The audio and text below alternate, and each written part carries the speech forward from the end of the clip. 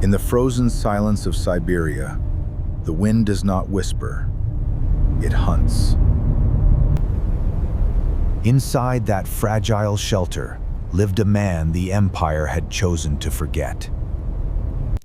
Ivan Petrov, exiled hunter, survived where maps stopped and mercy froze. The last embers were dying, and with them, the illusion of warmth.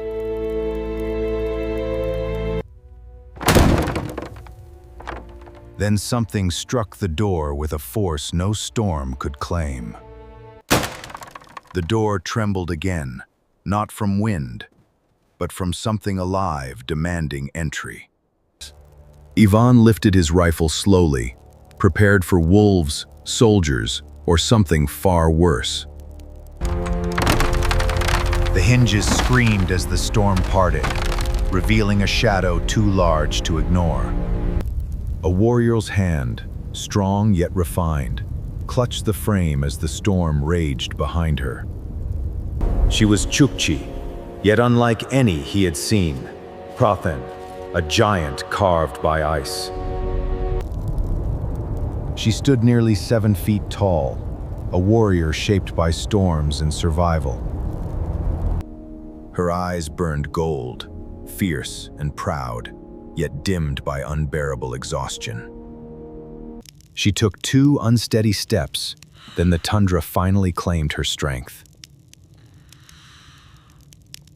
He could sell her to the fort, or choose a path no empire would approve. Instead of profit or fear, Ivan chose something far more dangerous, Taldru: mercy. With effort and resolve, he pulled her toward the stove, choosing warmth over fear. He fed the stove with reindeer fat, the only flame strong enough to fight that cold. From herbs and salt, he prepared a warming tea to restore strength in the bitter cold. He melted the ice from her wounds, careful not to wake the warrior too soon. In that fragile glow, 2 enemies of empires shared the same breath. Her eyes opened slowly, sharp and alert, despite the weakness. They studied one another in silence, measuring scars rather than weapons. He offered the cup without a word, as one warrior to another.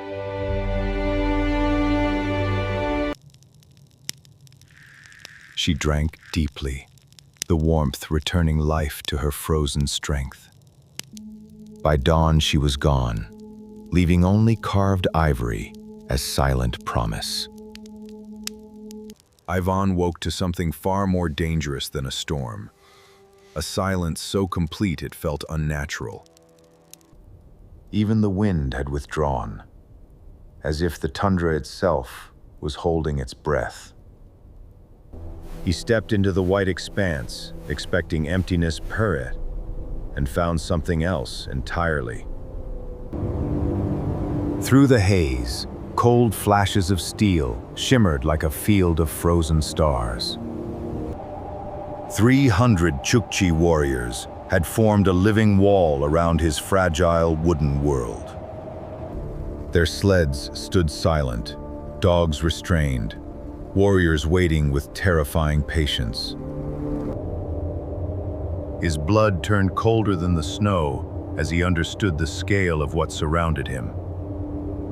At their center stood the giant woman from the night before, the Rnauni, no longer wounded, but sovereign. From the ranks emerged the Khagan, his obsidian spear aimed not in haste, but in judgment. By the law of the tundra, touching noble blood carried a price, and few men survived. Through Anana, the law was spoken haste. Noble blood touched creates a debt written in ice. Ivan did not kneel or plead. He simply met their gaze as one who feared little. Then the thunder rolled, Anada, a cannon from the fort, announcing the Empire's arrival. Every warrior turned toward the sound, knowing the Russians had come hunting. Across the white plain marched soldiers in red trim, believing order would defeat chaos. Ivan stood between two worlds. Well, one that exiled him and one that judged him. The Khagan cast a broken Russian rifle at his boots, proof of betrayal. The Empire had slaughtered her village, using traitors who knew their paths. The tea he offered was not kindness alone, Zabdal. It was recognition of equal blood. When the cannon thundered again, Ivan chose not empire, Georgio, but honor. As the soldiers advanced, a low Arctic fog crept across the plain like a silent accomplice. Ivan knew their discipline would become weakness once confusion touched their ranks. The warriors moved without shouting, preparing for battle as if preparing for winter. Anana rose above them all, not as prey, but as storm incarnate. He pointed to higher ground, knowing leadership falls first when sight is lost. The imperial line marched forward, unaware the tundra had already chosen sides. He settled behind the ridge, steady hands prepared to silence command. Through iron sights, he found the officer! The spine of the advancing machine! Forward! Regroup! Advance! The first shot cracked the silence, and with it, the illusion of control. Without command, the red line faltered, and discipline began to fracture. A second shot followed, cutting deeper into their chain of command and sowing doubt. Confusion rippled through the ranks as certainty dissolved into white uncertainty. Then the tundra moved, tie, sleds bursting from the mist like spirits unleashed. From every direction, figures rose from the snow, as if born from it. At their front rode Anana, fierce and unbroken, a storm given human form. Steel met bone and leather, but precision overcame discipline in moments. Ivan reloaded with calm efficiency, choosing targets that unraveled resistance. Another officer fell, and with him, the last threads of coordinated command. The imperial line broke. Retreat, replacing ambition across the frozen field. As quickly as it began, the storm of battle faded back into silence.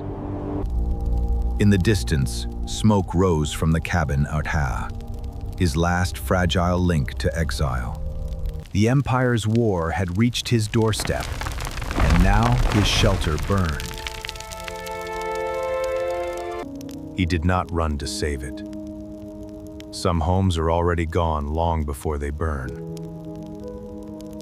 The Khagan approached, not as accuser now, but as one warrior to another. Anana stood beside him in silence, her presence stronger than any oath. A place within the clan was offered Trino, not as payment, but as belonging. In his palm rested a compass from another life, Ia, one that had never guided him home. With one deliberate motion, he broke the needle that once dictated direction. The last beam fell, and with it, the final tether to empire. When they departed, there were not 300 Zaidi, but 301. They moved across the endless white, no longer as scattered clans, but as a unified force.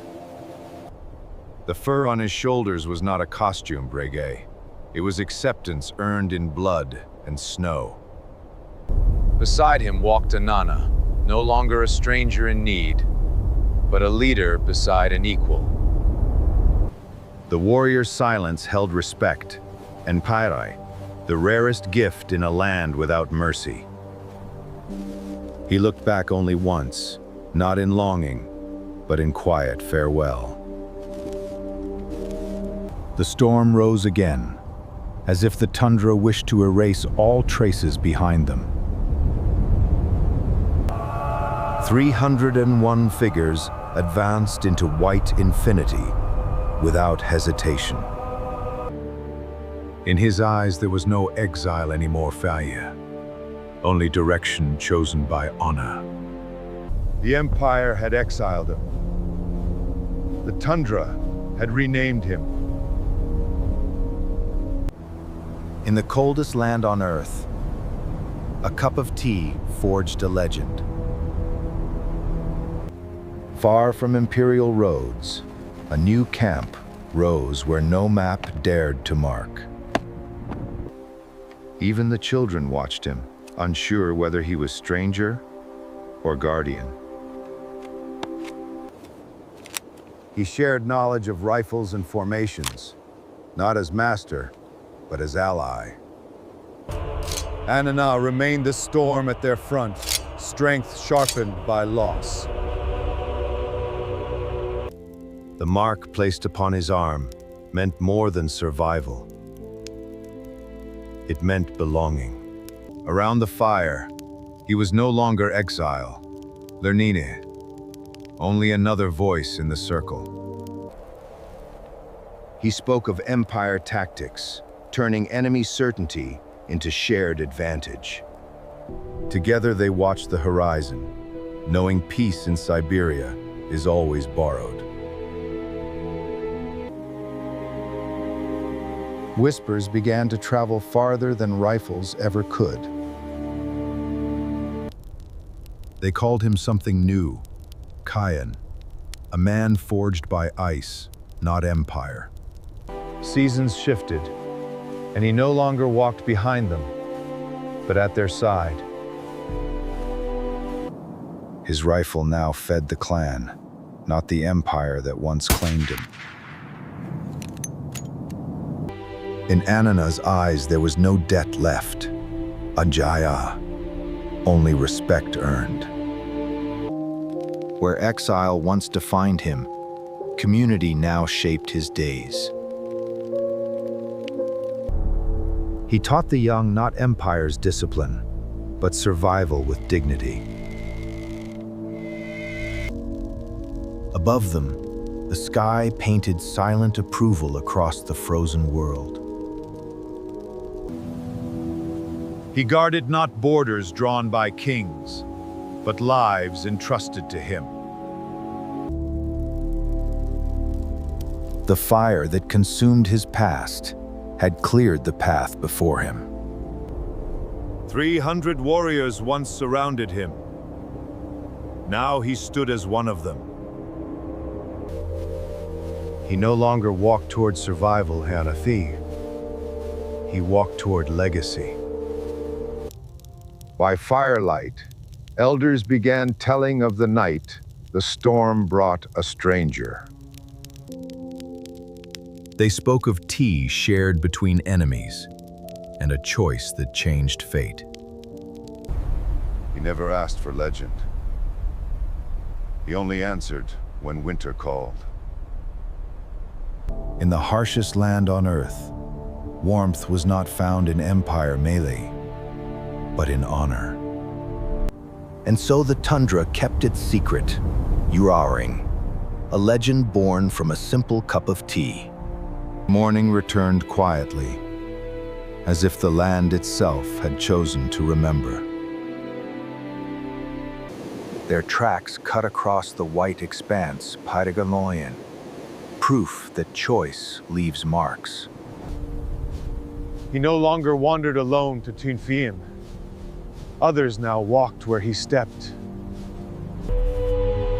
In her gaze there was no debt remaining Kava, only earned equality.